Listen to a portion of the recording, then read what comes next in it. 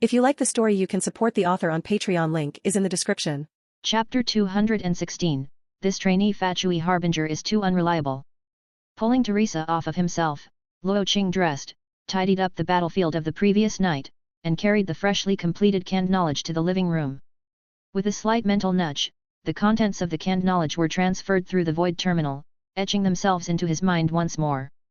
Because Nahida was around, this time, the extraction contained only one thing, the anime clanid. Unlike the memories previously tucked away in his subconscious, this time he could vividly recall every frame of the anime. Even the language had been automatically translated by his brain into Teyvat's dialect. It was clear enough that even an ordinary person could understand it. "Master, what are you up to?" Teresa emerged from the room. Perhaps due to the milestone they crossed last night, she seemed much bolder in front of Luo Qing now. At the moment, she was wearing nothing but a white shirt on top and deep purple triangle panties on the bottom, an undeniably enticing sight. "Where did you get that white shirt?" Luo Qing was momentarily stunned. Ever since this girl started hanging out with Makoto, she had an uncanny knack for hitting his exact weak spots. "I made it myself," Teresa replied with a playful hum. She walked up to Luo Qing, twisted her body slightly for effect, and then plopped herself onto his lap with a bold stride. The snowy white skin of her chest peeked teasingly from under the shirt. "Does Master like it?" she asked with a sly grin. It would be a lie to say he didn't like it. But if he admitted it, this girl would only get more brazen. "Just so," he muttered. Pulls down her panties. With the first sound of morning cannon fire, the first ray of sunlight, Luo Qing left Teresa to rest in the room after an exhausting night. He went out alone to find Dory again. It was still the same dim alley, the same petite, adorable purple-haired loli accompanied by a burly man, and the same money-for-service attitude on her face. Luo Qing couldn't understand why she liked conducting business in such shady places. What if someone wanted to buy something strange? Walking into the alley, Luo Qing found that Dory wasn't as panicked as the first time she saw him. After all, they had done business the night before. After exchanging a few words with the burly man, Dory sent him away from the alley. "Back again so soon, customer? Is there a problem with the device?" "I'll remind you, no refunds after the deal is done," she said with a cheeky grin. "That's not it," Luo Qing shook his head, pulling out the canned knowledge from his pocket. "I heard you're the queen of canned knowledge. But of course, when it comes to canned knowledge in Sumeru, there's no information I don't know." "What's this? Do you want me to help you sell it?" Combining this with the knowledge that Luo Qing had bought an extraction device the night before, Dory thought she had figured out his plan. "Something like that," Luo Qing mused. "I want to mass-produce this and make it available to everyone in Sumeru. Any chance of that happening?" "Mass-produce?" Dory glanced at the canned knowledge in Luo Qing's hand. Canned knowledge was already illegal in Sumeru, and small-scale, under-the-table sales were one thing. But this guy wanted to mass-produce it and let everyone use it. Wasn't he a disciplinary officer? Had he lost his mind? "Customer," Dory said with a meaningful smile. "You know the Academia's regulations. Selling it on the sly is one thing, but mass production is another beast entirely. That can be arranged." Luo Qing nodded, pulling out a gold-embossed check from the Northland Bank. "Write down as many zeros as you like." Dory was momentarily speechless. Was Luo Qing the illegitimate son of the Northland Bank's owner? Or was the bank his family business? "It's not about the money," Dory said, shaking her head with difficulty. "Mass-producing and distributing something this risky, if the Grand Disciplinary Officer catches me, I wouldn't survive." While the blank check was tempting, she was equally aware of the Grand Disciplinary Officer's ruthlessness. She was just a cute little loli trying to earn some mora, she hadn't even properly enjoyed life yet. If she got caught? Yikes! She couldn't afford to think about it. "Didn't you say you could sell anything?" Luo Qing pressed. "I did, yes." Dory folded her arms confidently. "But I'm not stupid. I don't do business where I end up at a loss." Luo Qing was left speechless.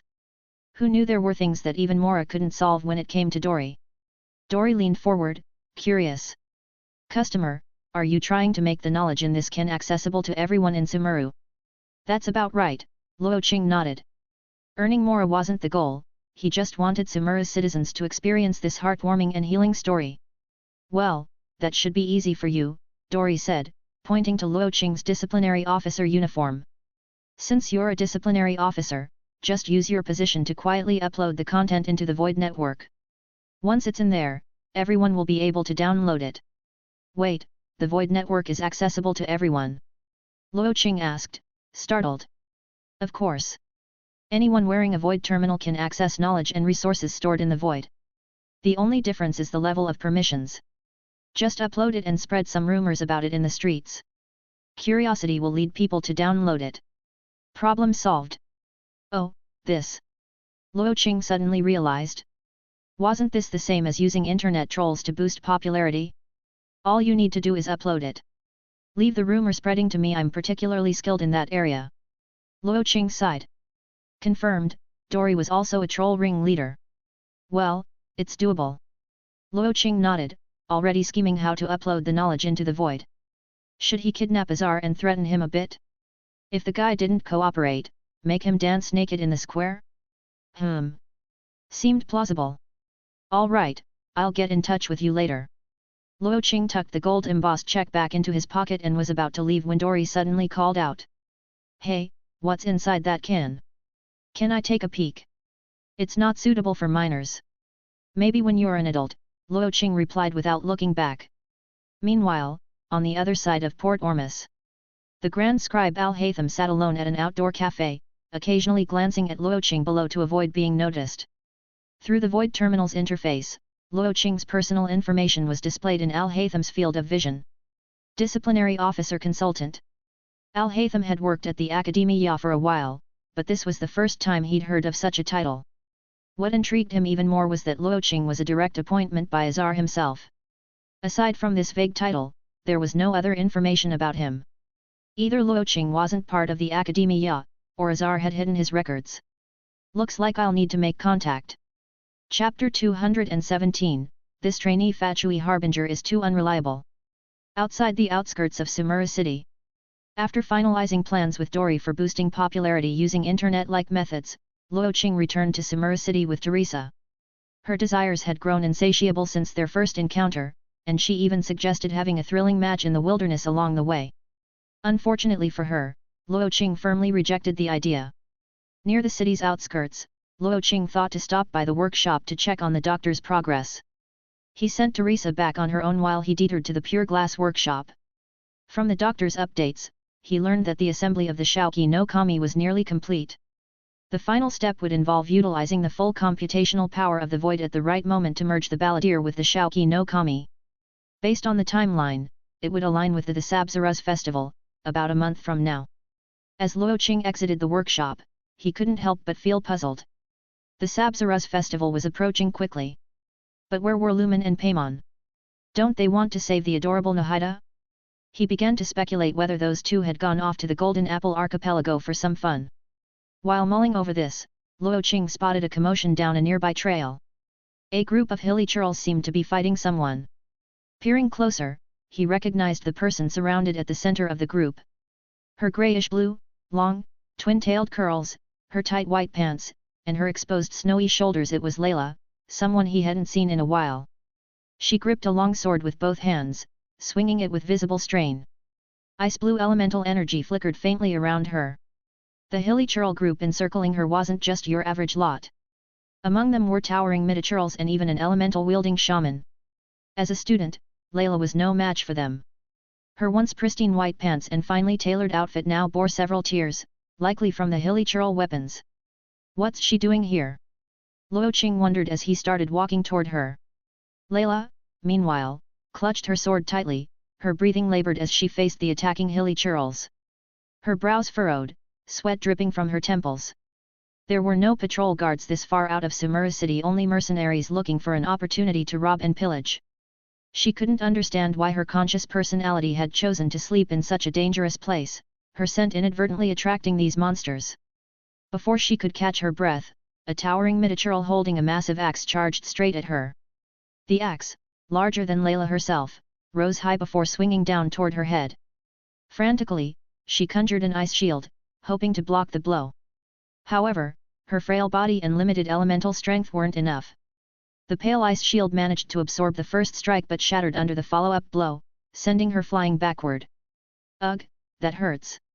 Layla groaned as she hit the ground. Looking up at the advancing Mitachurl, she felt completely at a loss. Though her swordsmanship far surpassed her other personas, she was still just a student focused on academic research. Facing monsters of this caliber was far beyond her capabilities. Why did I have to sleep here of all places? She muttered inwardly. The Mitachurl, oblivious to her complaints, raised its axe again, preparing to bring it down on her. Ah! Layla cried out, instinctively shutting her eyes. But the expected impact never came. Instead, she felt something wet and strange splatter across her face. Opening her eyes, she saw a pale yellow rock spine piercing the Mitachurl, pinning it to the ground. The mysterious liquid on her face? It had come from the Mitachurl's body. How is this possible? Layla murmured, still trembling as she stared at the rock spine. Her thoughts were interrupted by a familiar male voice from behind her. What are you doing, picking fights with hilly churls out here? Wah! Layla spun around to see Luo Qing approaching casually. Even though they were surrounded by hilly churls, his expression remained relaxed, entirely unbothered. What are you doing here? For Layla's inner persona, memories of this scoundrel were particularly vivid. Don't overthink it. Just passing through on my way home, Luo Qing replied nonchalantly. The nearby hilly churls, seemingly provoked, charged at him with weapons raised. Watch out! Layla shouted. However, in the next moment, Luo Qing snapped his fingers lightly. Dozens of golden yellow rock spines rained from the sky, skewering the hilly churls and pinning them to the ground. Each one got its own spine, no exceptions. This. Layla was left speechless. She hadn't expected Luo Qing to be this strong. He didn't show this kind of strength in bed. TCH. You're covered in injuries, Luo Qing remarked as he walked over to Layla, inspecting her condition. Though she had multiple scratches and abrasions on her arms and legs, they were mostly superficial. A single one of my big, hard vitality pills should fix this, Luo Qing thought. However, the unidentified liquid splattered on her face was a bit unsightly. Can you stand? He asked. Yes. Layla mumbled, lowering her head to avoid meeting his gaze. She felt too embarrassed to let Luo Qing see her in such a disheveled state. What are you hiding for? It's not like I haven't seen you like this before, Luo Qing teased. With a thought, he pulled out a vitality pill from his pocket and handed it to her. Here, eat this. It'll help you heal faster. Hey! Layla looked at the fist-sized, black, and oddly solid pill, then back at Luo Qing. Are you messing with me? Oh, come on. Can you just eat it? +1 frustration from Layla. Layla turned away, pouting slightly. Thank you for saving me. I won't forget this favor.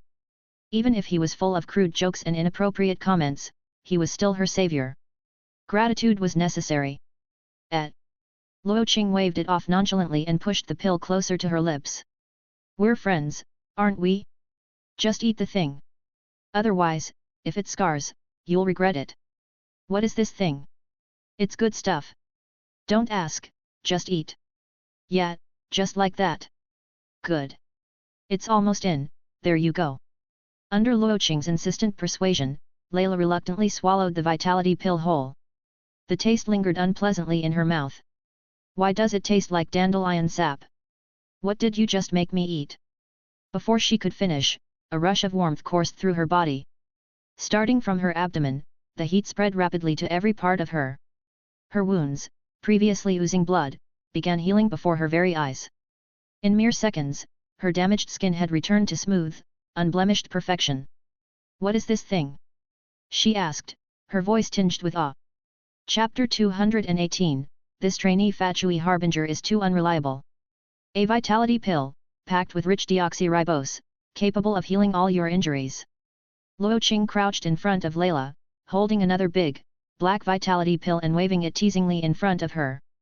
Seeing her slightly curious expression, he added with a smirk, Want another one? Just call me Big Brother and I'll give it to you. +1 frustration from Layla. Who'd want that? Layla turned her head away. Though she was intrigued by this so-called vitality pill, there was no way she'd stoop to calling Luo Qing Big Brother to get one. After all, she was the proud, tsundere inner persona, not her weak and delicate outer persona. Fine, suit yourself. Luo Qing huffed, putting the pill back into his system inventory. His gaze lingered on the snowy patches of skin visible through Layla's tattered clothes, and he couldn't help but ask, "What were you doing out here alone?" "Trying to get up close and personal with Hilly Churls. It's not like I wanted to be here." Layla pouted, looking a little aggrieved. Who would have thought she'd pull an all-nighter to work on her thesis and then head out at dawn to collect materials? This is the wilderness, for crying out loud.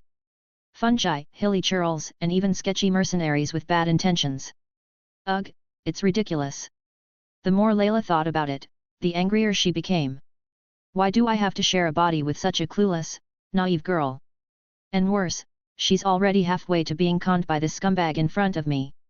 Didn't you say you'd make her aware of your existence? Just give her a heads up, Luo Qing suggested casually. I want to, Layla murmured, but it's the crucial period for her thesis review. If I tell her now, she'll get distracted. I'll wait until the review is over. Didn't expect you to care so much about her. I don't. We share a body, so of course I care about myself, Layla retorted with tsundere defiance. Hat. Luo Qing chuckled but didn't press further. Rising to his feet, he glanced toward Samura City, then back at Layla. Let's go. It'll be dark soon, and you won't be able to find your way back if we don't head out now. Who's going back with you? Layla huffed and crossed her arms. I can make it back on my own. You go your way. Hey, I saved your life. Luo Qing reached out to poke her forehead lightly. It's not too much to ask for a thank you dinner, is it? I mean, I'm not saying you owe me your hand in marriage or anything. Layla's tsundere energy was off the charts. Compared to her, Luo Qing still preferred the soft, gentle, and more approachable outer persona. At least the outer persona would blush shyly if he so much as touched her foot. Layla? She stayed prickly even after he saved her life. I'll repay you some other day, not today, Layla said, turning her head to avoid looking at Luo Qing. If this had happened a few hours earlier, while the outer persona was asleep, she might have reluctantly invited him for dinner. But not now. The outer persona was close to waking up. With Luo Qing's character, leaving them alone together at night could only lead to trouble. He'd already touched her feet and patted her head before.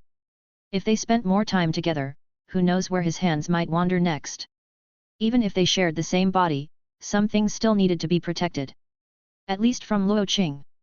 Are you sure you can make it back like this? Luo Qing glanced her over. Her clothes were torn in several places, exposing patches of snowy skin that hinted at all kinds of unspeakable scenarios. Mind your own business. Layla stood up, and thanks to the vitality pill, she felt unusually energetic. But that also meant her body was now ready for the outer persona to wake up. Oh no! Before she could finish her thought, her vision began to dim. This was the telltale sign of the outer persona waking. You better not do anything indecent to her, or I'll make you pay. Layla glared at Luo Qing, but before she could finish her warning, her body went limp like a puppet with its strings cut and fell forward. Right into Luo Qing's arms. Hey! Luo Qing froze in place. Everyone saw that, right? She fell into my arms on her own. I didn't do anything. Young people. Falling asleep wherever they please. Luo Qing shook his head with a wry smile as he looked at the unconscious Layla in his arms. The wilderness was completely deserted. No one was around. So, should I? As his mind started to wander into dangerous territory, the person in his arms stirred. Where am I? Luo Qing, sir. The outer persona, now awake, opened her eyes and immediately noticed her predicament. Seeing herself cradled in Luo Qing's arms, she jolted awake and scrambled out of his embrace like a startled deer. The sudden chill on her skin made her realize something was wrong. Looking down, she saw her clothes were in tatters, with much of her pale, delicate skin exposed particularly across her chest. It looked as though her clothes had been slashed with a blade, or torn by hand. She glanced at Luo Qing, then at her chest, and seemed to piece something together. Covering herself instinctively, she backed away several steps before stumbling over a rock and falling to the ground. Luo Qing, sir. You didn't. Oh, it hurts. Tears welled up in Layla's eyes as she whimpered, but before she could finish accusing him, Luo Qing flicked her forehead. What kind of nonsense is rattling around in that little head of yours? He poked her forehead again, and Layla, now sitting on the grass in a duck-like posture, covered her head with both hands to shield herself. Luo Qing, sir. Stop poking me. It hurts. What were you thinking? You were sleepwalking and ended up attracting a bunch of hilly churls. If I hadn't saved you, you'd be their dinner by now. Hi hilly churls. Layla finally noticed the field littered with hilly churl corpses, all impaled by golden rock spines. So, that's what happened. Feeling guilty, she lowered her head and muttered softly, Luo Qing, sir. Could I trouble you to turn around for a moment? What for? Nothing. Just turn around, please. Fine. Not knowing what she was up to, Luo Qing shrugged and turned around. Call me when you're done. Layla nodded softly. The moment Luo Qing wasn't looking, she quickly lifted her skirt to inspect her body. Luo Qing wouldn't have done anything, would he? Chapter 219, This Trainee Fatui Harbinger is too unreliable. Night had fallen. After returning to Samura City with Layla, Luo Qing reluctantly turned down her invitation to dinner and went back to his own home. Primarily because Teresa had already returned, and if he stayed out all night, she'd likely banish him from the bed for days. With Rosalind and the others still in the desert, the house was as it had been occupied only by Teresa and Makoto. When Luo Qing opened the door, he found the two women sitting in the living room, knitting. Welcome back, Makoto said, glancing up briefly before returning to her task. Dinner's ready. Go wash up, and let's eat. With that, Makoto placed her ball of yarn down, set indoor shoes by Luo Qing's feet, and moved behind him to help him take off his coat. The entire routine was fluid, practiced, and incredibly natural. Luo Qing glanced at the food on the table, then at Makoto. Say what you want, but this woman. She's really good at this. So domestic. So perfect. At the dinner table, Teresa was in high spirits. Having been conquered not long ago, she couldn't contain her happiness, constantly serving food onto Luo Qing's plate. Makoto, sitting nearby, took it all in with a knowing smile, though she said nothing. As an Inazuman, Makoto was pragmatic by nature. If Luo Qing said he wanted 5 wives, she wouldn't agree outright. But if he bumped the number to 10, she might entertain the idea of settling for 5. Of course, one thing was non-negotiable, the position of primary wife belonged to her. No debate. Mid-meal, Makoto suddenly turned to Luo Qing.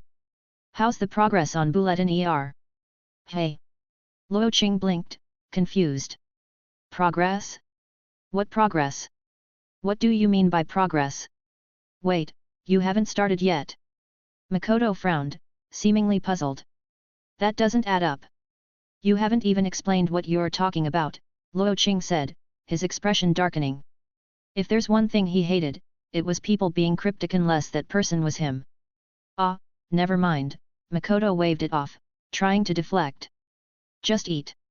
She had merely wanted to gauge how much longer it would be before Bulletin ER arrived so she could prepare accordingly. But if Luo Qing hadn't even thought about it, then there wasn't much to discuss. However, Luo Qing wasn't going to let her off the hook so easily. He feigned a serious expression and said firmly, talk. It's nothing, really, Makoto admitted, her cheeks reddening slightly. I just wanted to know when you're bringing Bulletin ER back so I can plan a proper welcome. Luo Qing froze for a moment. Bulletin ER, as she once existed, is long gone. The current Bulletin ER is just a 500-year-old loli, he said. I know that, Makoto replied with confidence, straightening her posture. Her movements caused a certain pair of snowy white assets to jiggle slightly. But don't think I don't know what you're planning, she said with a huff. You're going to use that resurrection artifact on her, aren't you? To bring her back and add her to your collection. +1 frustration from Luo Qing. Why'd she have to say that out loud? Was it wrong to be curious about what a white-haired, green-eyed beauty might look like in person? Hey? A scumbag? Didn't we establish ages ago that I'm a scumbag? It's not like I've had the chance yet. Luo Qing mumbled, his voice weakening. Humph, I knew it. Makoto declared triumphantly. She was just about to lecture him from her moral high ground when Luo Qing's expression suddenly shifted. He turned toward the window, his golden eyes gleaming faintly. Who's there? In a flash, he was at the window, peering out into the gap in the curtains. But to his surprise, there was no one outside, only an empty void terminal left on the windowsill. "What's wrong, my lord?" Makoto, preferring to stay out of sight, sent Teresa to check on him. "I thought I saw someone spying on us," Luo Qing said, his brow furrowed. He trusted his instincts, someone had definitely been there. But how had they escaped, even after he used Time Zero?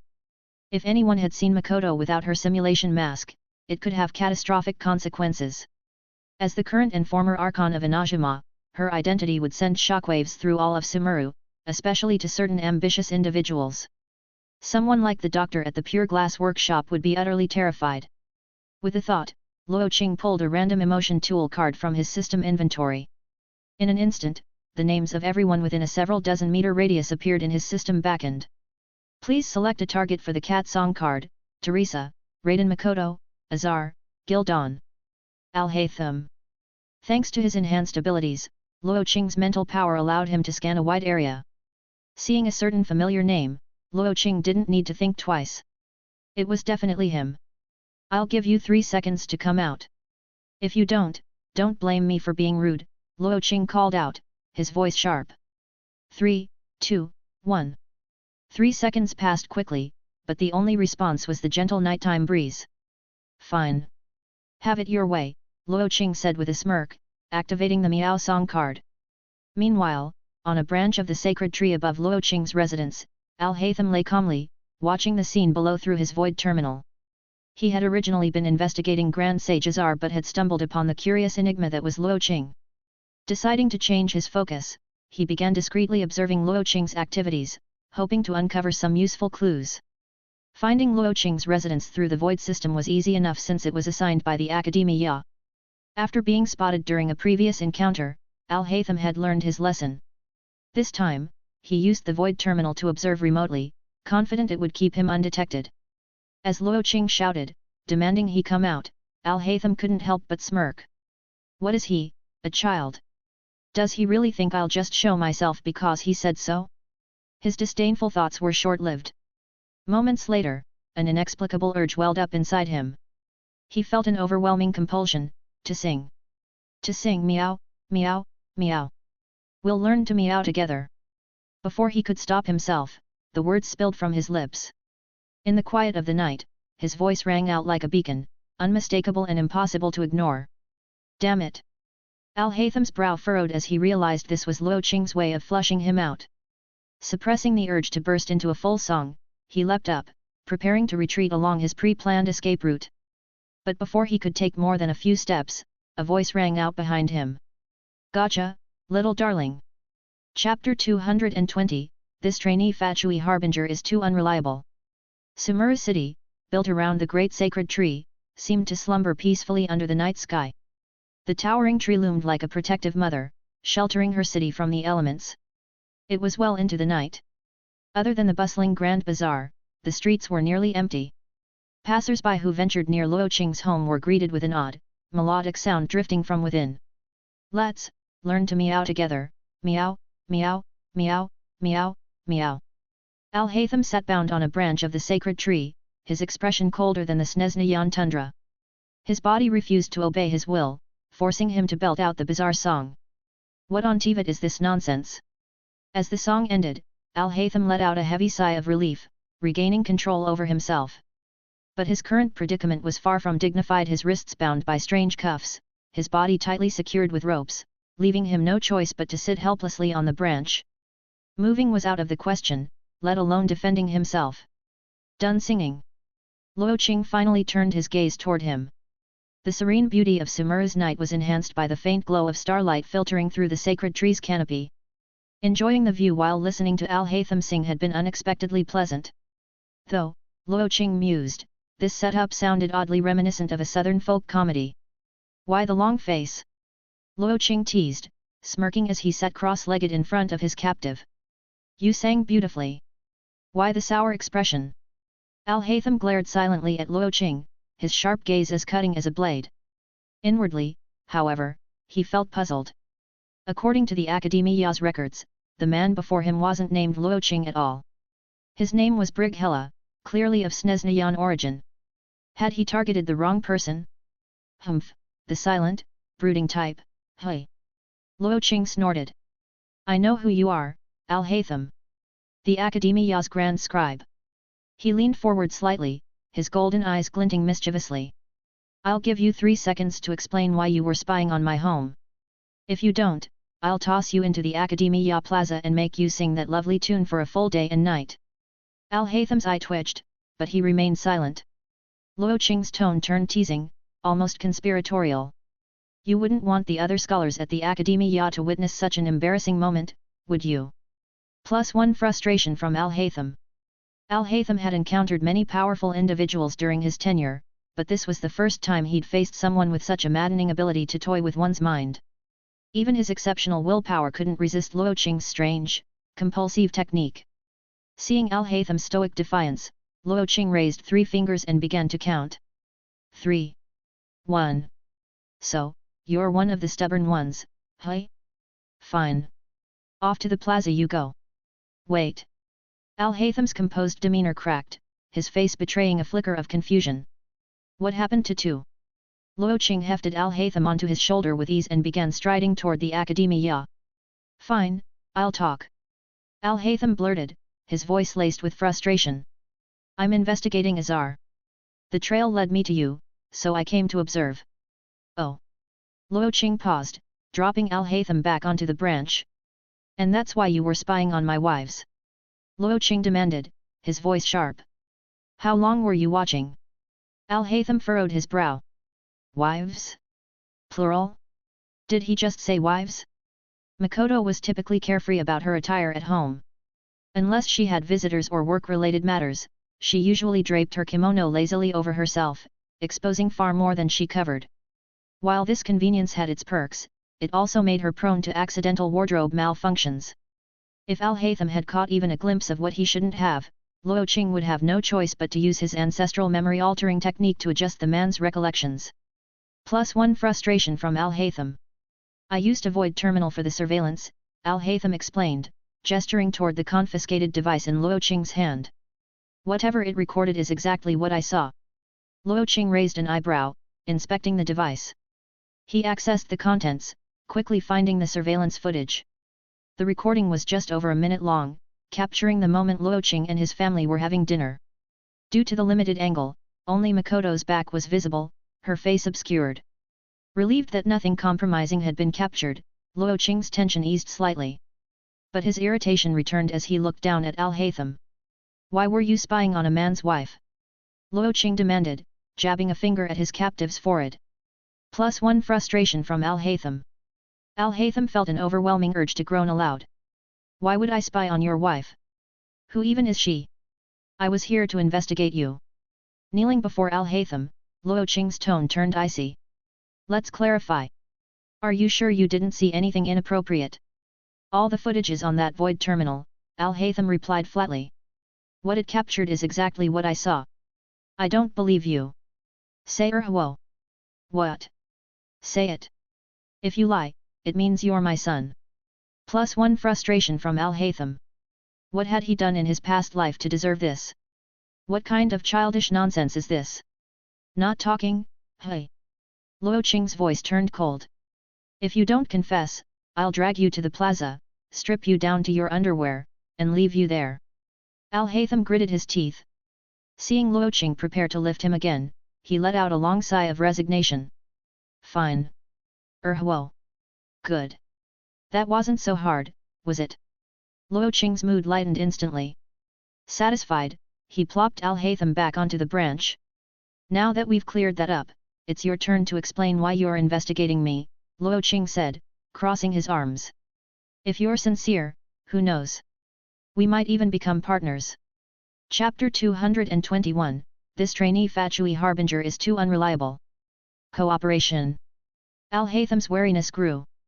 Luo Qing's casual demeanor only made him more suspicious. Did this man already know the reason behind his investigation? Let me guess. You're investigating Azar because of his secret project, right? Luo Qing said offhandedly. Even keeping it from his own grand scribe seems that guy is quite cautious. You know what he's up to. Al-Haytham's brow furrowed. His intuition was right. Azar's secrets were indeed linked to this man. What's the matter? Curious, aren't you? Luo Qing's tone turned playful. Hehe, I won't tell you. +1 frustration from Al-Haytham. Is this man a child? Why is he so insufferably childish? Azar wasn't one to work with incompetent people, yet somehow he'd chosen this guy?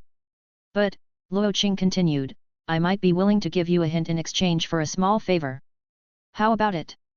Al-Haytham fell silent, weighing the pros and cons of collaborating with this unpredictable man. What do you want? He finally asked. Oh, it's simple. Luo Qing smirked, summoning a canned knowledge capsule from his inventory.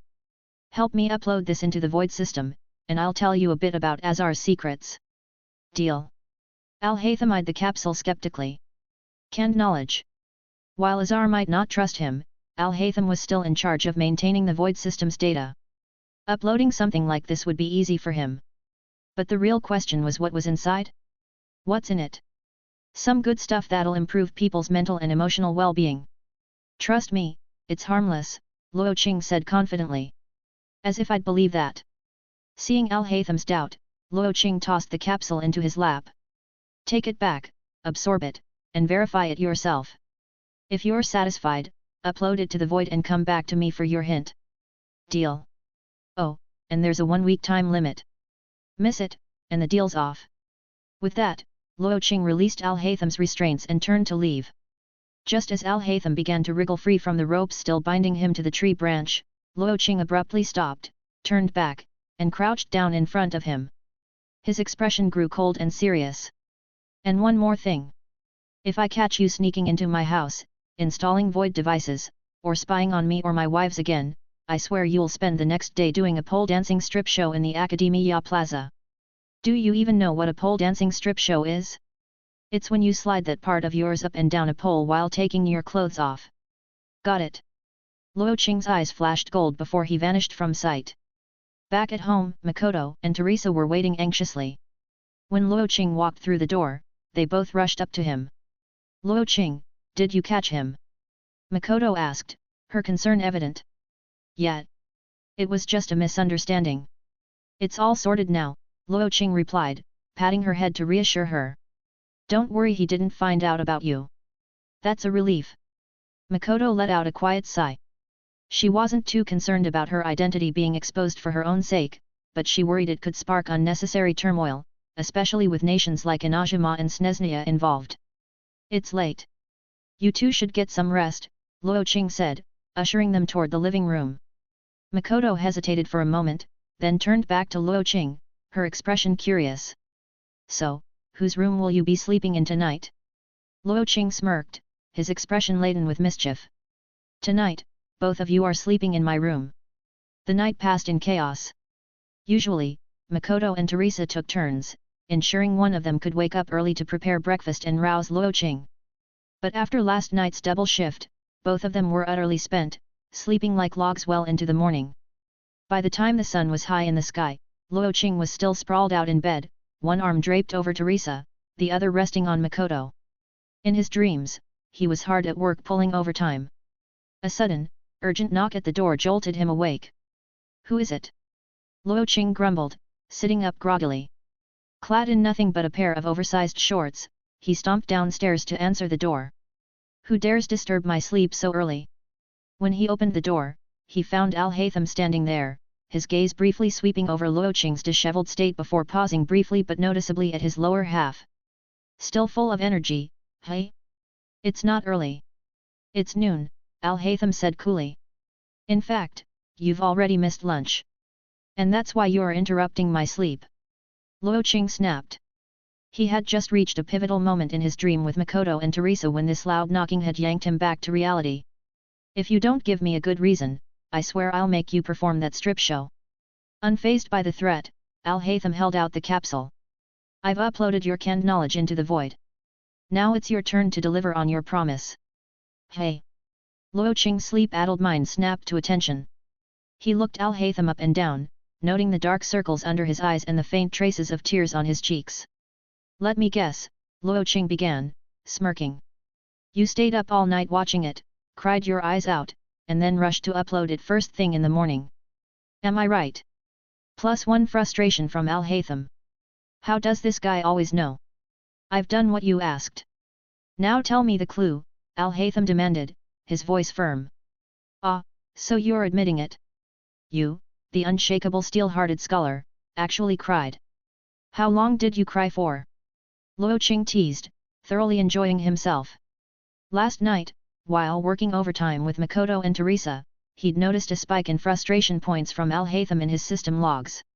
He'd paused his activities to scan the area with a radar tool, ensuring Al-Haytham wasn't nearby before resuming. +1 frustration from Al-Haytham. Enough. What's the clue? Eager, are we? Luo Qing finally relented, pulling up his shorts.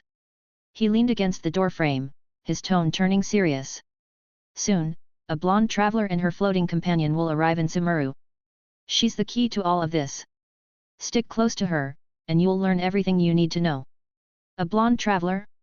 How do you know she's coming? Al-Haytham's expression betrayed a flicker of doubt.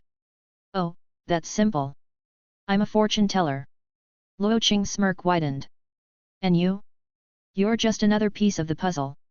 Chapter 222, This Trainee Fatui Harbinger is too unreliable. Several days passed.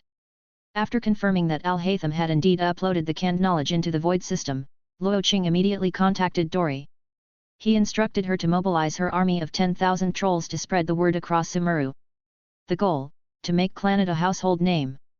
With a generous check in hand, Dori didn't disappoint. Her subordinates began saturating Sumeru's streets with buzz about a must-watch animated drama newly uploaded to the Void. The claim? Its story was so heartwarming that it moved even the coldest hearts. And just like that, Luo Qing's once stagnant frustration value logs began climbing steadily again, a refreshing change after the dry spell caused by the indifferent denizens of the Tanit tribe. That night, Zubair Theatre's star dancer, Nilo the undisputed beauty of the Grand Bazaar returned home after another exhausting performance. Tonight's show had ended earlier than usual, leaving her with unexpected free time. Relaxing at home with nothing to do, she recalled the recent buzz among her colleagues and the bazaar's locals. Apparently, a mysterious animated drama had been uploaded to the Void system recently. The story was said to be incredibly moving, leaving viewers teary-eyed and emotionally healed. Might as well give it a try, Nilo thought, slipping on her Void terminal as she lay back on her soft, pink bed. Guided by her colleagues' earlier descriptions, she quickly located the anime, Clannad. With a quick mental nudge, she downloaded it to her Void terminal. The cover art was unusual, depicting characters in strange outfits with unfamiliar text, which piqued her curiosity. She pressed play. The next day, having wrapped up the Clannad launch campaign, Luo Qing was eager to keep the momentum going.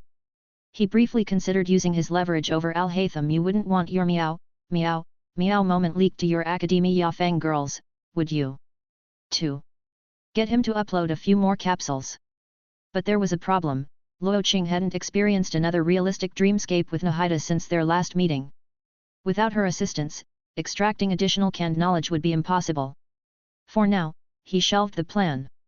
That afternoon, Luo Qing's plan to spend the day fishing outside the city was thwarted when Makoto insisted on going to the Grand Bazaar under the pretense of buying household supplies. She really just wanted to shop. Reluctantly, Luo Qing accompanied her. As they strolled through the bustling streets, Luo Qing couldn't help but notice the growing chatter about Clannad. Judging by the discussions, the anime's popularity seemed to be soaring.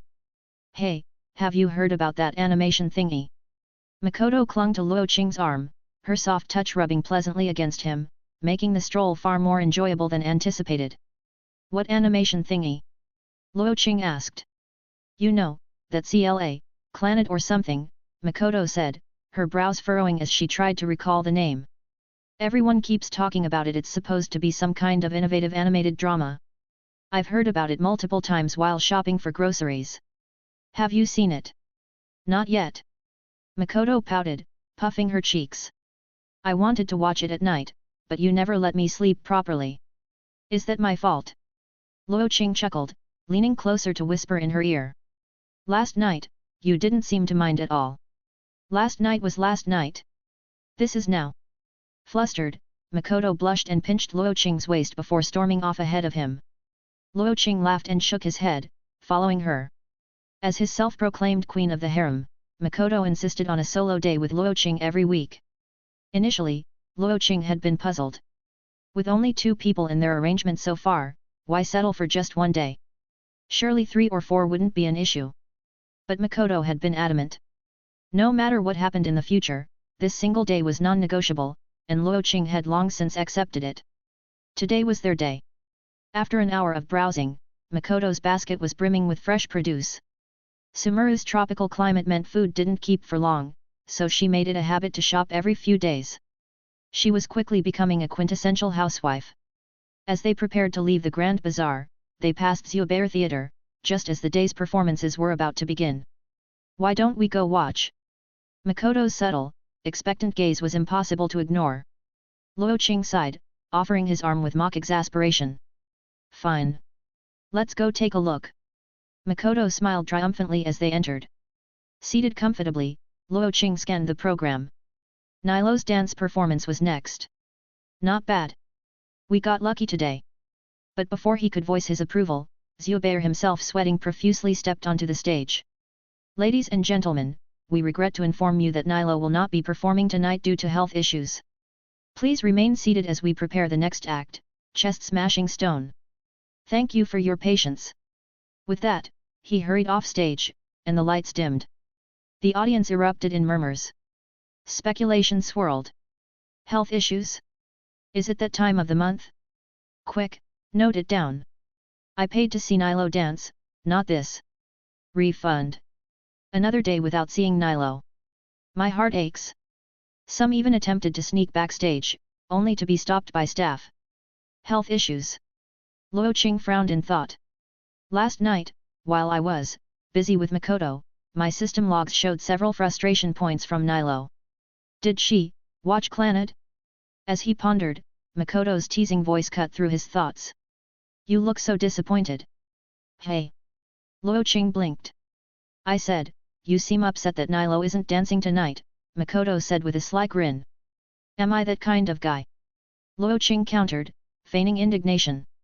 I'm only sad that Miss Bale won't get to see such a splendid performance. Humph. Always quick with the excuses, Makoto huffed, leaning closer with a glint in her eye. So, want to see me dance? You'd dance for me? Luo Qing perked up, suddenly intrigued. Of course Makoto's lips curved into a playful smile. But there's one condition. What is it? Luo Qing's curiosity was piqued. From now on, whenever I argue with the others, you have to take my side. By others, you mean? Who do you think? Makoto raised an eyebrow.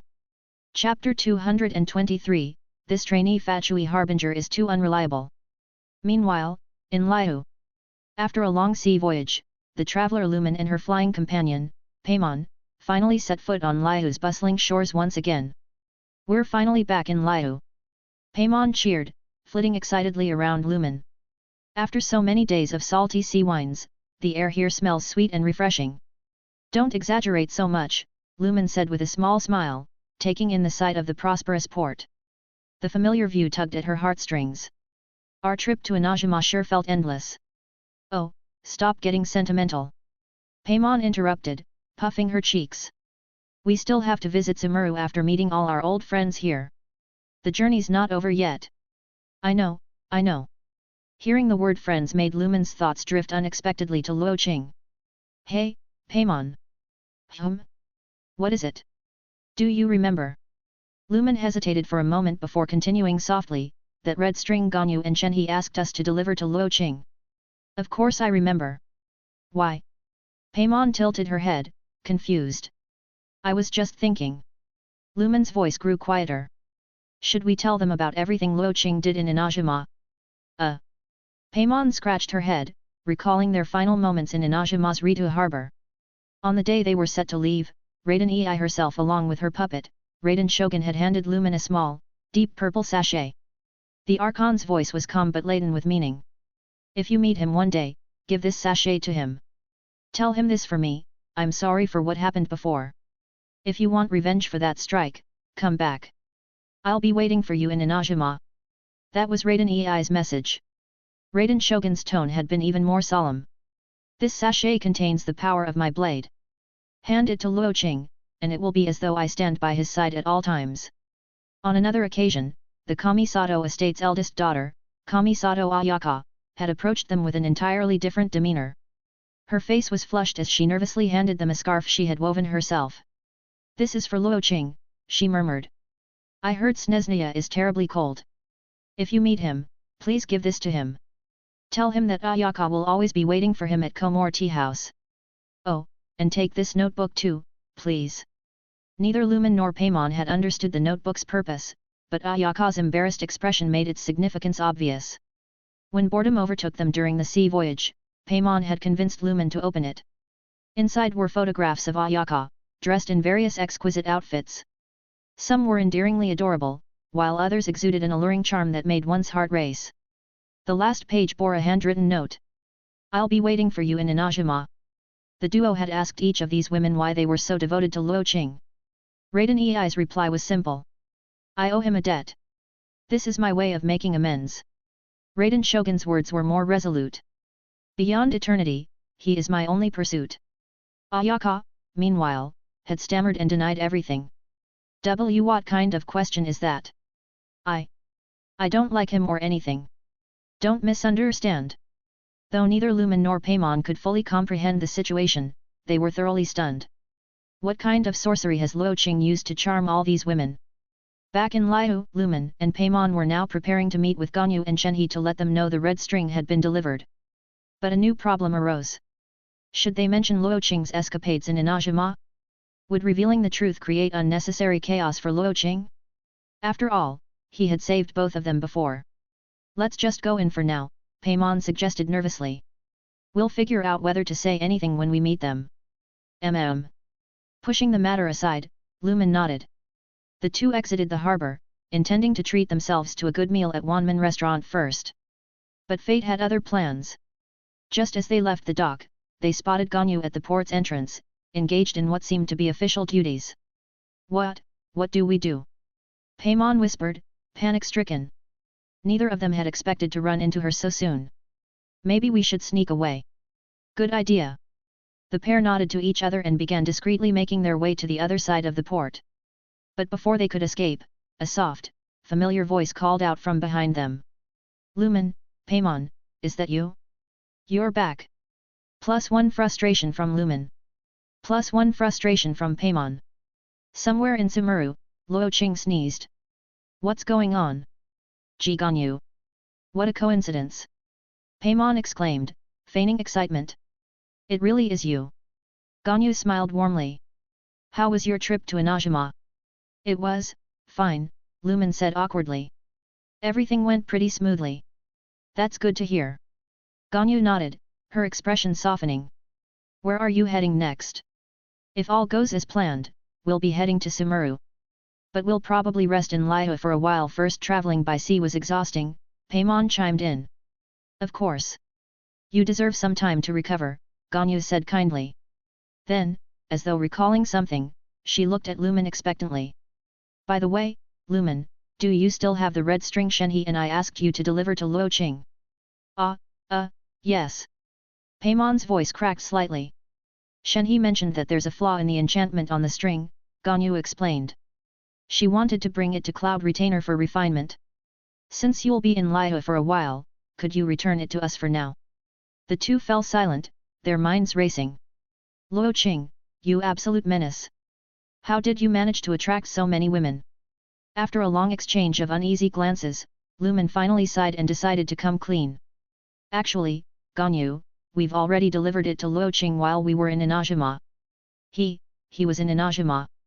Gomu looked surprised. The distance between Liyue and Inajima was shorter than that to Snezhnaya. If she worked ahead, it wouldn't be impossible for her to visit him. "Is he still there?" "Probably not," Paimon said, scratching her head. "He left Inajima before we did, but we don't know where he went next." "I see." Ganyu's shoulders slumped slightly, but she quickly smiled again. "That's all right. As long as he received it, that's what matters." Staring at Ganyu's gentle smile, Lumen felt conflicted. Someone this kind and pure shouldn't be tangled up with a scoundrel like Luo Qing. Chapter 224, This Trainee Fatui Harbinger is too unreliable. Ganyu felt a sense of quiet joy upon learning that the red string had reached Luo Qing. The string, intricately woven with Shenhe's ever-present red binding and strands of her hair, was enchanted with multiple protective formations imbued with Shenhe's power. If Luo Qing faced life-threatening danger, the enchantments would delay his fate long enough for assistance to arrive. And if the string were ever destroyed, Shenhe no matter how far away would sense it through the formations and drop everything to rush to his aid. Though Shenhe's intentions remained unclear to Gomu, her own motives were simple, an attempt to atone for how she had once treated Luo Qing so coldly. If fate allowed her to meet him again, she would offer a heartfelt apology and seek his forgiveness. While her heart quietly celebrated the fact that Luo Qing had accepted the string, Gomu noticed something unusual about Lumen and Paimon's expressions. "Lumen, Paimon, are you feeling unwell?" Gomu asked with concern. "And no, nothing like that," Paimon stammered awkwardly. "Just, suddenly remembered something bittersweet." "Bittersweet?" Gomu tilted her head, puzzled, but then her eyes widened slightly as if recalling something. "Speaking of which, why did you initially tell me that the red string hadn't been delivered to Luo Qing?" The duo froze. "There's no escaping it now." "Well, there were some complicated things that happened in Inajima," Lumen began hesitantly. After a pause, she decided to test the waters. "Gomu, can I ask you something first?" "Of course." "What is it?" "Do you like Luo Qing?" In an instant, a blush spread across Ganyu's porcelain-white face, quickly coloring her cheeks and even reaching her ears. She averted her gaze, clasped her hands behind her back, and shifted awkwardly on her feet. Why would you ask something like that?" she murmured, her voice barely audible. "No need to ask further." Both Lumen and Paimon exchanged knowing glances. Ganyu had already answered without needing to say it outright. It's only a matter of time before Luo Qing adds Ganyu to his collection of admirers. Good thing he hasn't returned to Liyue. "It's nothing," Lumen said, sighing internally. I don't know. Shenhe seems to like him a lot," Ganyu admitted shyly. "She's mentioned several times how much she'd love to spar with him again when he returns." Ganyu trailed off, her voice tinged with hesitation. "If I like him too, wouldn't that mean competing with her?" Lumen and Paimon shared a silent moment of disbelief. It was clear that while Ganyu didn't outright say she loved Luo Qing, she at least harbored feelings for him. But her consideration for Shenhe, her junior, kept her from fully expressing her emotions. "How noble!" Noticing Ganyu's melancholic expression, Paimon flew closer to offer some comfort. "Don't worry, Ganyu. There's plenty of room." "Hey! Nothing." Realizing her slip, Paimon quickly clamped her hands over her mouth. "I heard that." Ganyu's eyes sparkled with unexpected energy, her fatigue from the previous night's work seemingly forgotten. "Paimon, what do you mean there's plenty of room?" +1 frustration from Paimon. Flustered, Paimon darted behind Lumen for protection. "Lumen, you explain it." Under Ganyu's inquisitive gaze, Lumen sighed deeply. "This isn't the right place to discuss this. Let's find somewhere more private," she suggested. "All right." That evening, Shenhe returned to Liyue Harbor after completing a commission to eliminate some monsters outside the city. As she strolled through the bustling night market, her stomach grumbled faintly, a reminder of a long day spent fighting without a proper meal. Since choosing to follow Luo Qing's advice and experience mortal life, Shenhe had stopped limiting herself to medicinal herbs and plants. She now enjoyed a variety of foods, though she remained mindful of maintaining her figure. "Luo Qing likes it, no. I like it this way." While searching for a place to eat, she caught sight of a familiar golden-haired girl and her floating companion walking into Zinyu kiosk alongside her senior, Ganyu. "They've returned." Shenhe's normally stoic expression softened slightly, and without hesitation, she followed them into the restaurant. After explaining her purpose to the hostess, Shenhe was led toward their private dining room. As she approached, she overheard snippets of their conversation through the paper-thin walls. "Lumen, can you explain what Paimon meant earlier about Luo Qing?" "Ganyu, calm down."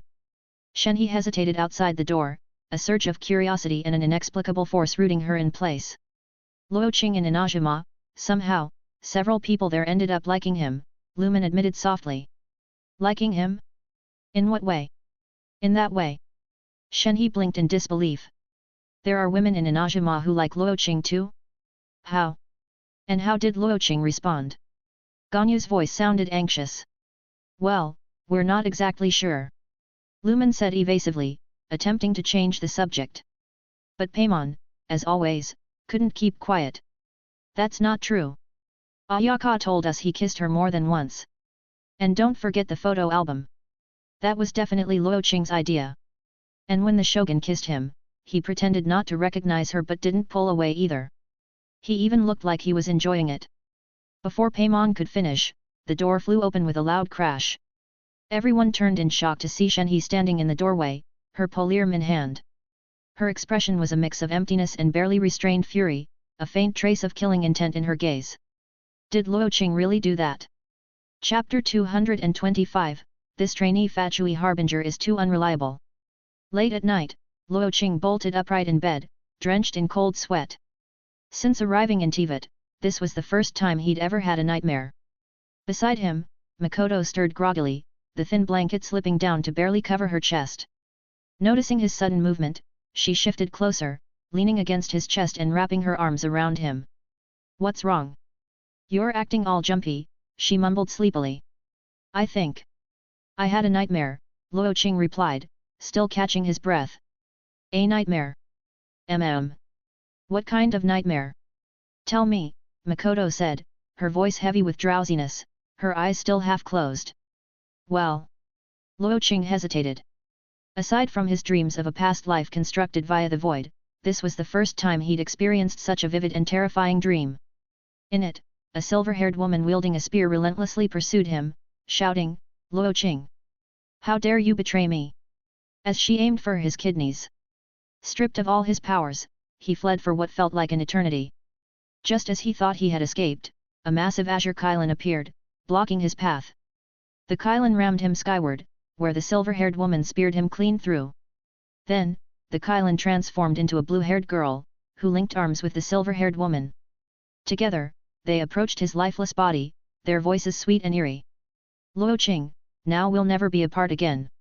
From somewhere, they produced an enormous 40-meter-long blade, which they swung down at his neck. And that's when he woke up. "Forget it."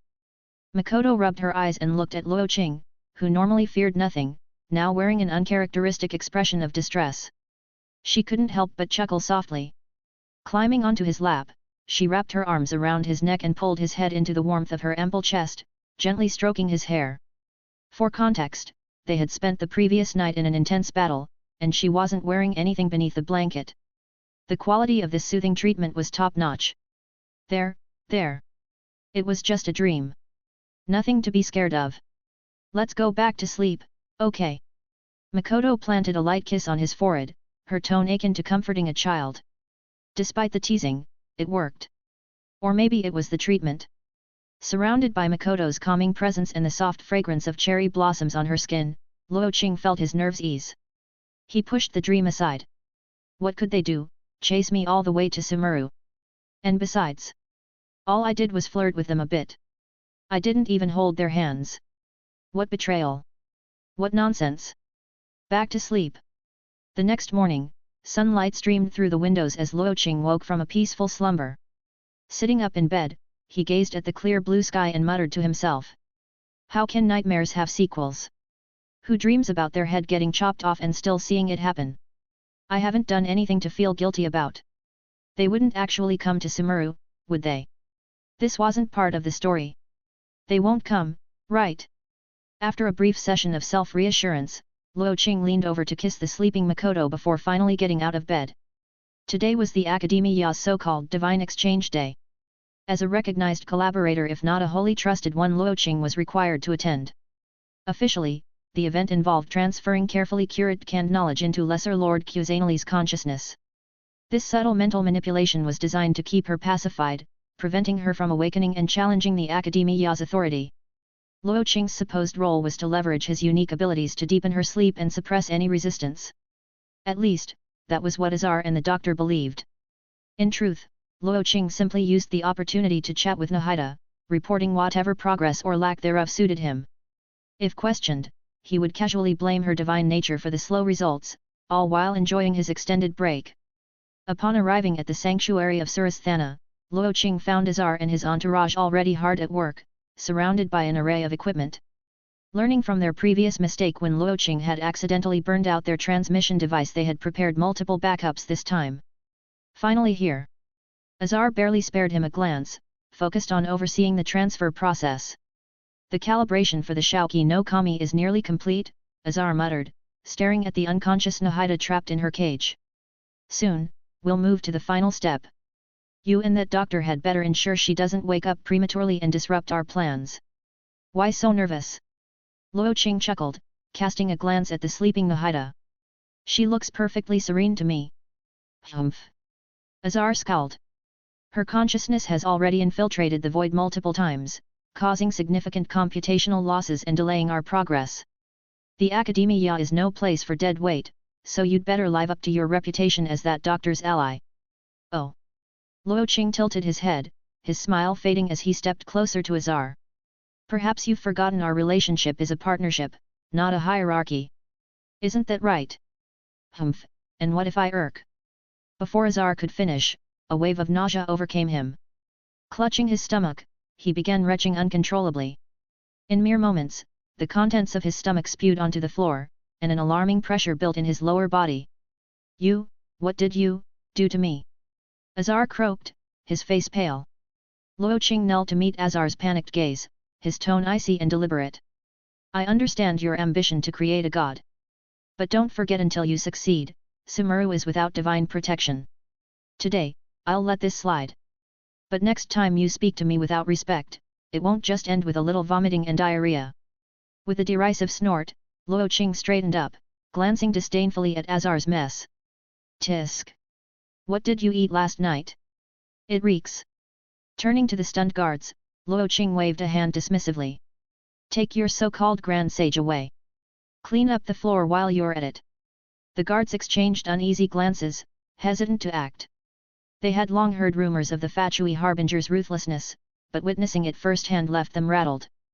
Luo Qing's casual defiance of Azar sent a clear message: he was not to be trifled with. In the end, they chose survival over loyalty, hauling Azar still vomiting and retching out of the sanctuary. No amount of Mora is worth dying for. Chapter 226, This Trainee Fatui Harbinger is too unreliable. 226. The guards carried away Azar, who was retching miserably as he was dragged off. The remaining scholars, who had been preparing to upload the canned knowledge into Nahida, froze in place, unsure whether to leave or continue their work. Don't be afraid. I'm not going to eat anyone. Luo Qing chuckled softly. Go on, do what you need to. Also, prepare the transmission device for me. I'd like to have a little heart-to-heart with your dear Lesser Lord Quzanali. The scholars were momentarily speechless. As expected, the Fatui Harbingers were all a bunch of lunatics. But Luo Qing's overwhelming strength left them no choice but to remain silent. They pretended not to have seen Azar being carried away moments earlier and returned to their work. It wasn't long before one of the scholars brought the transmission device over for Luo Qing. Direct mental communication with a deity was extremely dangerous. The vast spiritual energy of a god could easily overwhelm and reduce someone to a fool. However, last time, when Luo Qing had been subjected to an outpouring of mental power from the Lesser Lord Quzanali, even the transmission device had shattered under the strain, yet Luo Qing had emerged completely unscathed. This had greatly shocked the scholars, who now planned to carefully record Luo Qing's state during this interaction with Nahida, hoping to uncover a safe method to control her. Luo Qing picked up the helmet of the transmission device and placed it on his head. The next moment, as a staff member activated the device, his vision went completely black. Unlike last time, when only Nahida's figure radiated light in the darkness, this time, faint starlight sparkled around her, casting a soft glow that dispelled the oppressive loneliness of the void. Luo Qing willed himself forward, approaching Nahida. Curled up like a small cat, Nahida suddenly opened her eyes. She didn't meet Luo Qing's gaze, instead staring down at her knees as she murmured softly. There, saying those awful things about me again. I know I'm not good enough. But still. Her expression was tinged with sadness, and after speaking, she buried her face back into her knees. Why care about what they say? Luo Qing placed a hand on her head, gently ruffling her hair as he spoke. No matter how much they deceive themselves, trying to downplay your existence, you are Sumeru's Archon. That fact will never change, will it? But I'm such an unworthy Archon. I can't resolve their doubts or guide Sumeru's path.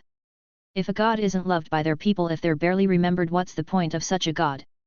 Nahida's voice was heavy with dejection. It reminded Luo Qing of himself back in the day scrolling through melancholic comments on music apps in the dead of night, silently weeping in bed. Who says you're not loved? Luo Qing countered, the Grand Bazaar still has many who remember you, doesn't it? For instance, the girl you once guided in her dream, the one with Eliezer. She's now the main sponsor for the next Sabzaruz festival, all because of you. Nahida blinked, surprised. Luo Qing, how do you know about her? I guessed. So don't pay too much attention to those pedantic scholars. Luo Qing continued to ruffle her hair. He had to admit her hair felt amazing. They've let their pursuit of knowledge warp their principles and morality, turning into grotesque academic machines frivolous and detached from the people they claim to serve. Isn't this the time for you, the god of wisdom, to bring them back onto the right path? But... no buts. If you keep hesitating like this, I won't let you enter my dreams anymore. Nahida fell silent. Her curiosity and fondness for Luo Qing's vivid dreams had opened a door to a new world for her, one she couldn't resist exploring. How could he use that against her? After a long pause, Nahida's wide eyes darted nervously, and she hesitantly opened her mouth, her tone almost pleading. Luo Qing. I'd like to prepare a little more. I won't take long. Is that okay? Of course, my dear little lesser Lord Quzanili. Luo Qing pinched her cheek affectionately, his voice indulgent. But don't take too long, or I might just get upset and leave Sumeru. I'll try my best. By the way, the traveler should be arriving in Sumeru soon. She's an interesting one, you might enjoy interacting with her. The traveler. Nahida murmured the name under her breath, her gaze toward Luo Qing subtly shifting. She had communicated with the traveler in secret before. At that time, she had concealed her identity, nobody else should have known about it. How did Luo Qing know? I'll remember that. Nahida nodded softly. Good. Then it's settled. Seeing that her mood had improved, Luo Qing smiled in satisfaction. See you in our next dream, Nahida. With that, he willed himself out of Nahida's mental space. The void required no hardware, only a mind to operate it. It offered unparalleled computational power and infinite storage, all in a portable form. Compared to the internet of his previous life, it was 100 times more powerful. Thus, an idea sparked in Luo Qing's mind to refine the void into a new kind of internet, leveraging his past life knowledge. And then, with the help of someone like Dory, the best water army head around, he could easily guide public opinion and stir the pot. In his previous life, he'd surfed the web for over a decade, sometimes enraged by absurd online discourse. Here in Teyvat, with its simple-minded populace, even a slight push would likely send them spiraling into chaos. Elsewhere. After Luo Qing left, Nahida hesitated for a moment before willing herself back into the void. She searched the Academia's database for information about Luo Qing. Their interactions had mostly taken place in dreams, and the only thing she knew about him was that he came from another world. She had assumed he was like the traveler, wandering Teyvat. But his knowledge of her private conversations unsettled her. Perhaps Luo Qing wasn't as simple as she'd thought. Before long, streams of information about Luo Qing appeared in the void. Nahida's gaze grew more complicated as she read. Luo Qing. 12th Fatui Harbinger.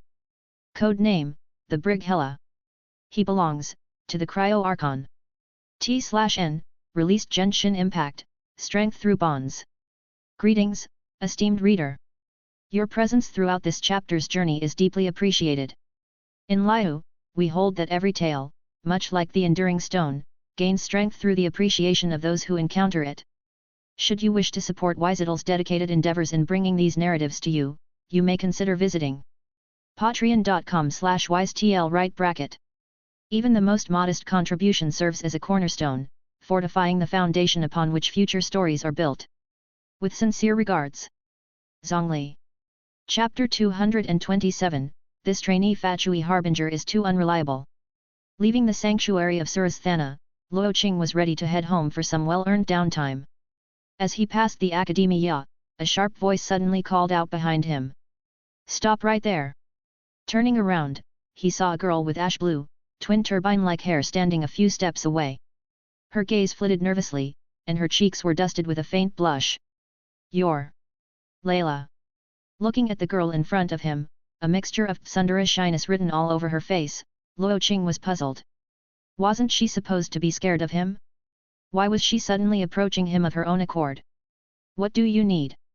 Layla hesitated, fidgeting for a moment before stammering, I'm ready now. Ready for, what? Luo Qing blinked, momentarily bewildered. Who starts a conversation like that? Ready for what, exactly?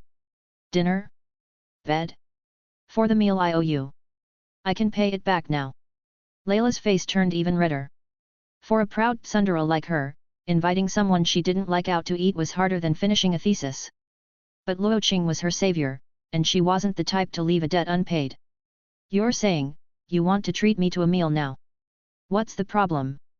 Can't I? Layla snapped, crossing her arms and puffing up in indignation. I already booked a table. Once we're done, we're square, no more strings attached. Ever since their last meeting, Layla had been planning to properly thank Luo Qing for saving her life. The only way she could think of was treating him to a good meal. However, as someone who relied on her outer persona for day-to-day functioning, Layla had to sneakily hoard Mora whenever she could. She had painstakingly scraped together enough over the past few days to make this happen. Her plan was simple: invite Luo Qing for a quick meal, thank him properly, then leave as fast as possible and pretend the whole thing never happened. Luo Qing was momentarily speechless. Why did this feel like a break-up dinner? Should he suggest a break-up bonus while he was at it? But I already planned to have dinner at home today, Luo Qing said, feigning a conflicted tone. This wasn't entirely a lie. At her insistence, he had developed the habit of returning home for all 3 meals unless something urgent came up. If he skipped lunch to meet with another girl for a meal, he'd probably end up tied to the bed tonight for disciplinary action. In the past, it was manageable with just her. But now, she had reinforcements. Teresa, of all people. Home for dinner? Someone cooks for you. Layla's instincts immediately went on high alert, catching a potential clue. Is it a man or a woman? Do I look like someone who'd live with another man? I knew it. Layla glared at Luo Qing with a mixture of disdain and alarm, taking half a step back as if he were some kind of predatory beast. In that case, why don't we reschedule? That way, I can plan ahead, Luo Qing said casually, deliberately baiting her as he stepped forward, pretending to leave. No way. Today's the day. I worked so hard to scrape together the Mora and time. Layla moved to block his path, arms spread wide. Her outer persona handled her basic needs, so she didn't have to worry about food or shelter. However, this also meant she had no control over her finances. To avoid raising suspicion, Layla had been secretly siphoning small amounts of Mora from her outer persona, hiding it away for weeks just for this meal. And now, this ungrateful guy dared to decline? Not happening. She was determined to see this dinner no, this thank you meal through to the end so she could clear her conscience and prevent Luo Qing from haunting her thoughts any longer. You sound kind of broke. Is that really the point here? Layla was furious. She was treating him to a meal, and this jerk had the audacity to call her broke. All her money went toward her research. Glancing around, she noticed that her animated gestures had drawn the attention of several students in the plaza. They were starting to whisper among themselves. Hey, isn't that girl from the Taoist school? What's she doing here? She looks familiar. Oh, isn't she that genius scholar? Is she arguing with her boyfriend? Wow, even geniuses date. The murmurs made Layla flush in embarrassment. If this continued, her outer persona would have to deal with unwanted gossip and complications. Humph. Whatever. I already invited you. Whether you come or not, I've done my part. And you're okay with leaving it like that? He's doing this on purpose, isn't he? Layla's frustration mounted. Luo Qing was so infuriating. What exactly did he want? How about this, Luo Qing suggested with a chuckle. I still have some time before dinner at home. Why don't you help us cook? That can count as your thank you. Hey. Layla hesitated, caught off guard. Her cooking skills were decent, so making a meal for him seemed like a reasonable way to repay her debt. But I already paid for the reservation. Weren't you planning to spend that Mora anyway? The process is different, but the result's the same. Luo Qing's tone was light. So, how about it? Want to come home with me? Wah, stop saying it like that. Layla hissed, glancing nervously around before lowering her voice. I'm just cooking for you. Afterward, we're completely square. Alright, alright. No strings attached. Not long after, at Luo Qing's home. The youthful and slightly flustered Layla stood at the doorway, watching as Luo Qing inserted the key into the lock, turned it, and slowly pushed the door open. Glancing around cautiously, she quickly followed him inside. The moment she stepped in, a gentle, feminine voice greeted them. "You're back already? That's earlier than usual."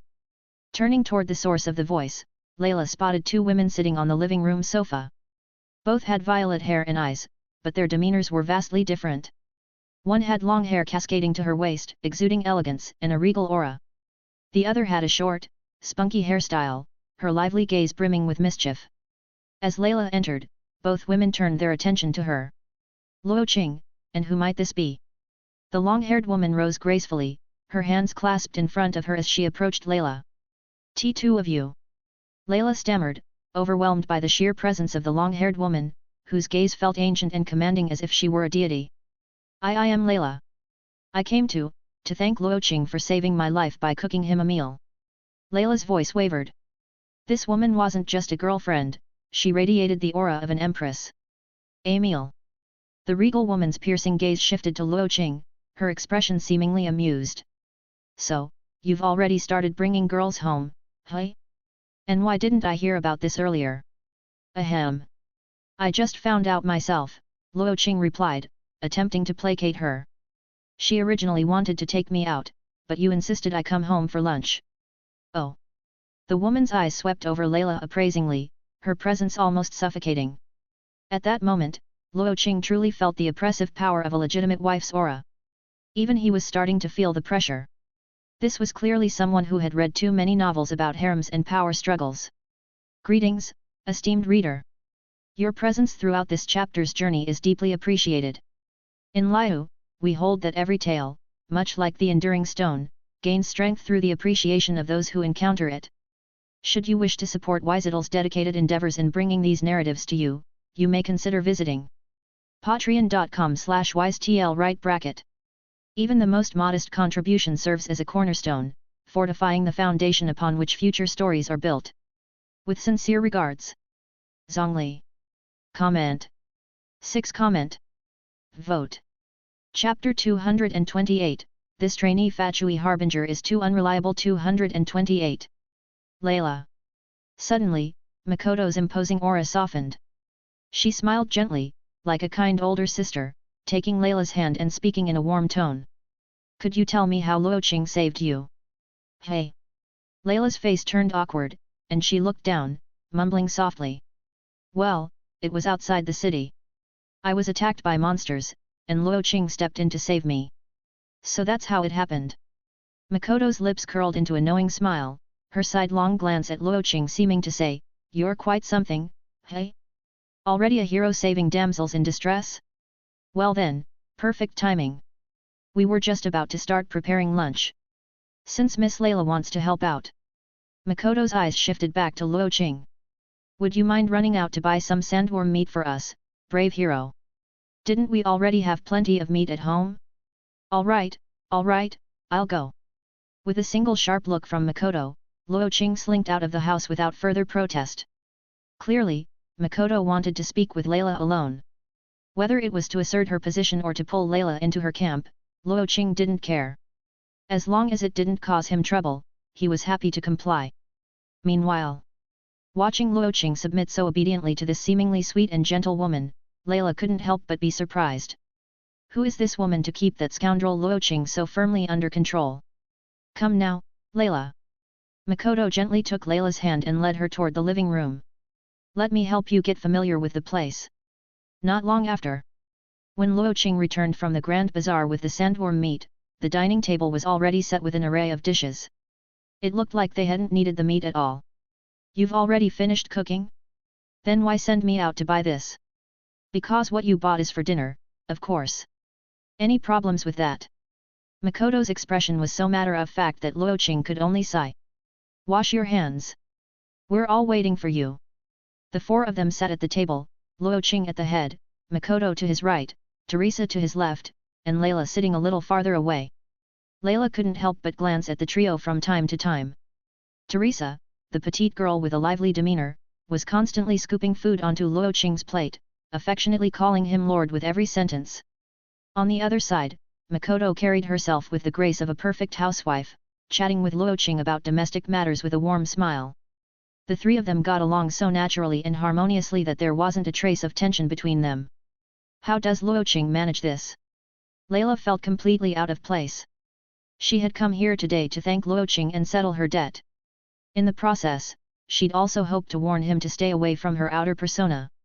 But now she felt like an outsider, a stranger intruding on their world. Even in the kitchen earlier, she had barely been able to help. She'd only managed to cook her signature dish, the rest was all Makoto's work, while Layla had been relegated to washing vegetables and other minor tasks. Can I even consider my debt paid after this? Lost in thought, Layla suddenly heard Makoto's voice. Here, try Layla's dish, dreamy rosette custard. It's quite wonderful. Layla looked up to see Makoto placing her dish in front of Luo Qing, then winking playfully at her. So, Layla, how did you and Luo Qing meet? Layla froze. Could she admit that she'd woken up to find Luo Qing in her bedroom, tying her up with no explanation and asking about her hobbies? Could she mention that this jerk had even touched her hands and feet? She glanced at Luo Qing, who looked equally uneasy, and an idea struck her. This guy seems utterly submissive to Makoto. Maybe I can use that. With a faint pout and a touch of grievance in her voice, she murmured. It's nothing, really. Luo Qing just barged into my room, claimed he was fulfilling a commission, tied me up, and started asking about my hobbies. Oh.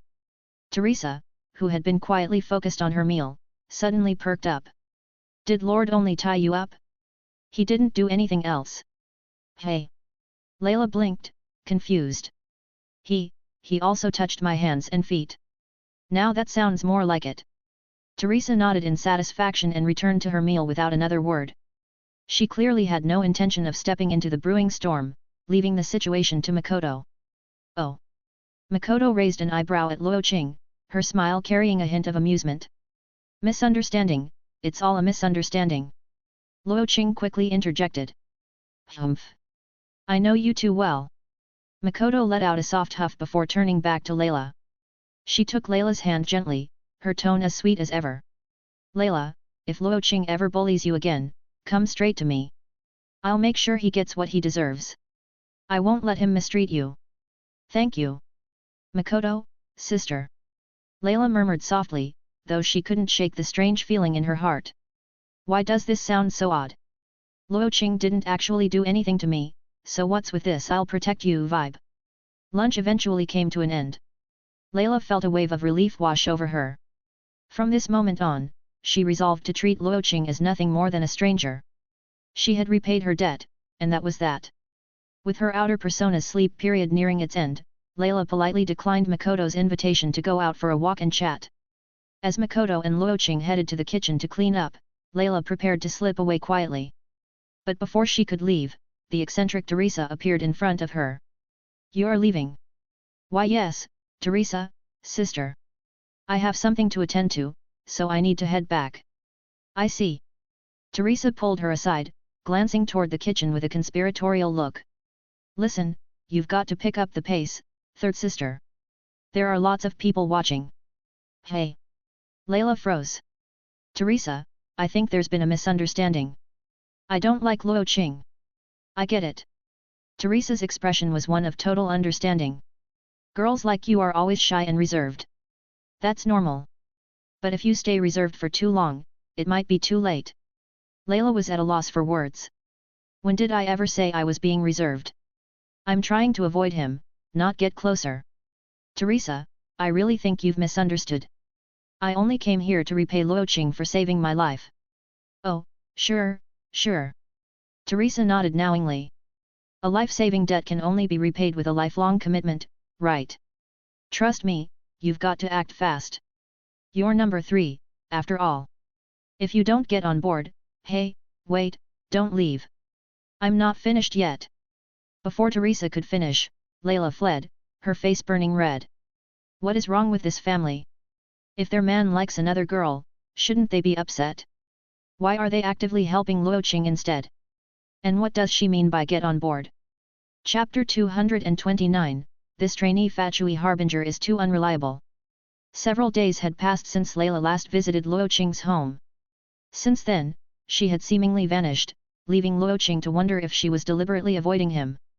Meanwhile, Rosalind and her group had returned to Samura City after completing a month-long training session at the Tanit tribe.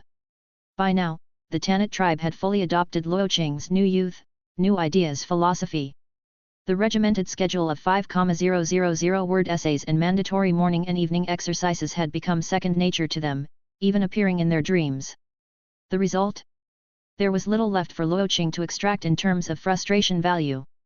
However, Luo Qing had managed to save up enough frustration points to fund another 50 draws, bringing his total to a tantalizing 90. That night, after a relaxing fishing trip and a hearty dinner, Luo Qing wasted no time. He scooped Makoto up, carried her to their bedroom, and tossed her onto the bed, ready to dive into a new round of gacha. The sun hasn't even fully set yet. Why are you in such a hurry today? Makoto looked at him in mild surprise.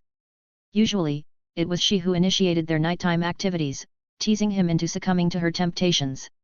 On rare occasions, they'd invite Teresa to join their little symphony. Luo Qing, however, rarely acted so enthusiastically on his own. To her surprise, Luo Qing hurriedly stripped off his shirt, climbed onto the bed, and took her hand with barely contained excitement. "Hurry, I need a lap pillow." Without waiting for her response, he plopped his head into her lap and shut his eyes. "Ah. Oh." Though puzzled, Makoto shrugged it off. Since Luo Qing liked it this way, she had no complaints. She adjusted her neckline, exposing her smooth, delicate shoulders, and pulled him closer. Luo Qing, his head nestled comfortably in Makoto's lap, closed his eyes and mentally opened the gacha interface. The last time he had used Makoto's lap pillow, he'd gotten incredibly lucky pulling a rare item within just 50 draws. Now, staring at the glimmering golden item labeled Authority, void in the prize pool, Luo Qing felt a rush of confidence. 10 pull, go. Purple lights flashed on the screen. Then again. And again. On his fourth 10 pull, gold streaked across the interface, a brilliant meteor blazing across the heavens. Only 40 pulls. Luo Qing was stunned. Could it be that the lap pillow was some kind of good luck charm? Is this spot really blessed? Opening his inventory, he saw the golden item gleaming there, though something about its design seemed off. Curious, Luo Qing clicked to read the description. Companion ability, mental suggestion. Usage, enables the user to forcibly impose mental suggestions on targets with lower mental power, manipulating their actions to align with the user's will. Can influence stronger targets to varying degrees, depending on their mental resilience. Notes, can be enhanced using emotion item cards, plus 0.1% effect per card, or identical items, plus 20% effect per duplicate. Additional info, this is a permanent gold item and can appear in any gacha pool. Luo Qing blinked, dumbfounded. So this gacha pool can roll permanent items. Had he never noticed because he'd never hit a pity off before? Apparently, this ability was meant to be his all along, it had just taken him this long to pull it. Still, no complaints, this item was immensely useful. With it, Luo Qing wouldn't need to rely on specific emotion cards for manipulation anymore. Satisfied, Luo Qing turned his attention back to the remaining 50 pulls. With Makoto's lap pillow proving so lucky, he decided to go all in. On his 90th pull, golden light once again erupted from the screen. Here we go. Luo Qing opened his inventory to see the new item, a true jackpot this time. Authority, Void. Usage, allows the user to exponentially expand the Void's range based on their attributes and grants maximum Void authority. Notes, the Void's range can extend to cover all of Teyvat. Requires the heart of the God of Wisdom to sustain maximum authority, ensuring no entity can override the user's control. Luo Qing's excitement spiked as he stared at the description. Is this the power of the lap pillow? 2 gold items in 90 pulls, 1 off pity and 1 guaranteed. This was a fantastic outcome. He glanced through the rest of the rewards. Scientific Railgun, Purple, X1. Affinity Boost Card Pro Max, Purple, X2. Simulated Mask, Purple, X1. Interstellar Flush Toilet, Purple, X1. Toilet Stabilizer, Purple, X2. Scientific Railgun, grants the ability to manipulate electromagnetic forces, scaling with physical strength.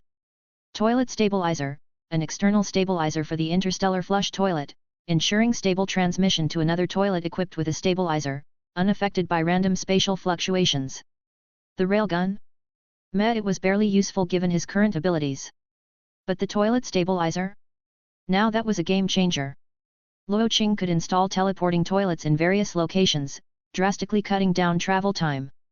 Plus, no more worrying about accidentally landing in EI's plane of euthymia. Feeling pleased with his haul, Luo Qing opened his eyes. He found Makoto leaning down, her soft chest pressing against his head as their foreheads nearly touched. All done, Luo Qing murmured, sitting up from her lap with a contented smile. He pulled Makoto into his arms, holding her tightly. She's my lucky charm. What's gotten into you? Makoto asked softly, resting her head against his chest and poking him playfully. Makoto, promise me you'll never leave me. Ever.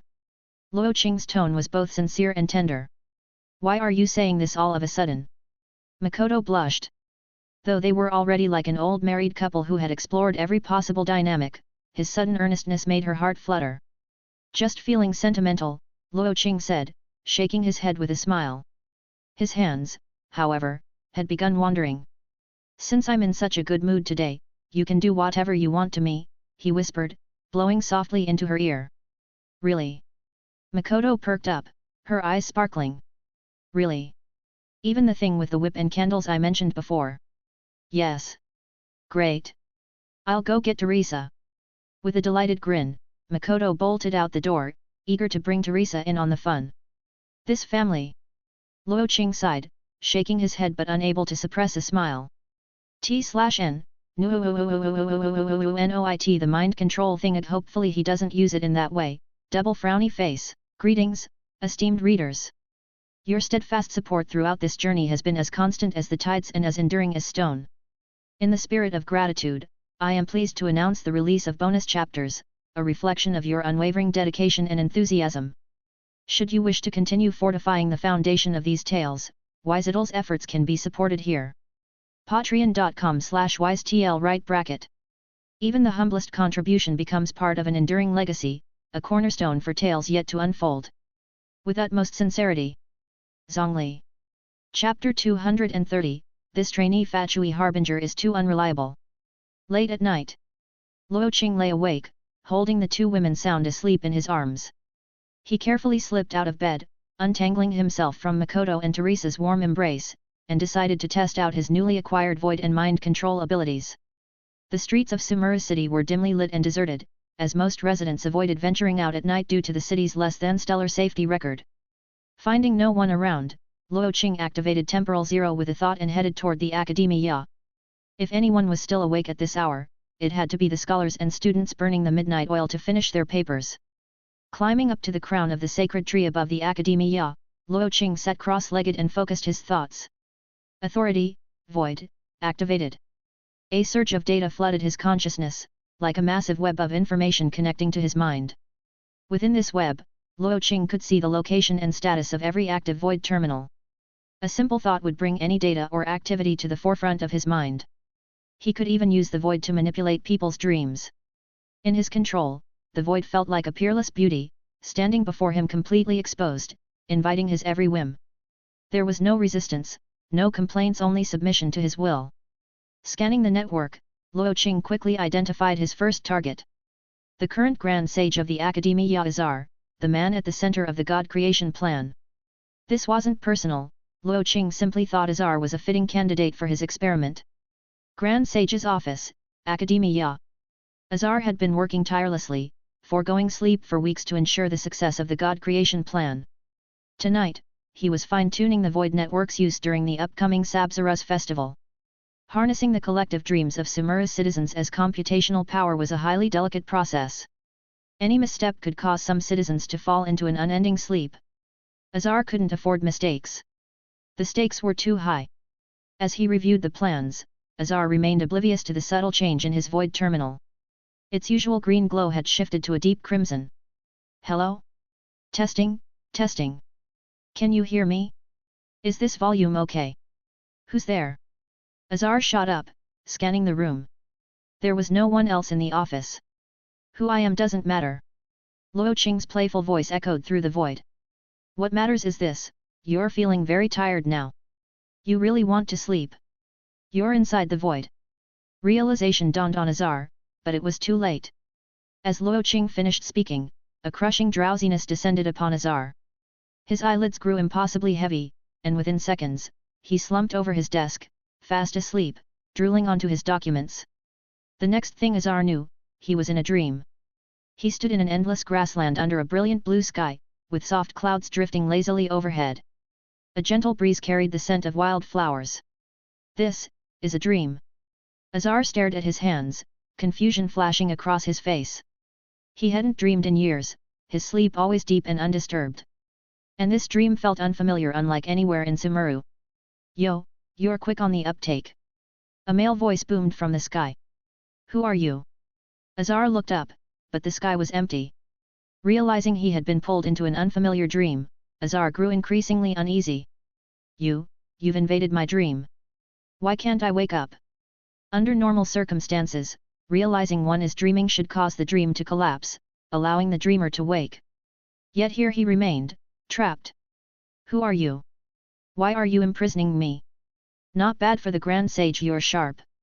Luo Qing's voice carried a hint of amusement. As a reward, let's make this first dream a little sweet for you. I don't need your rewards. Azar growled. Release me immediately, or you'll be making an enemy of the Academia and all of Sumeru. Before Azar could finish his threat, the ground began to tremble.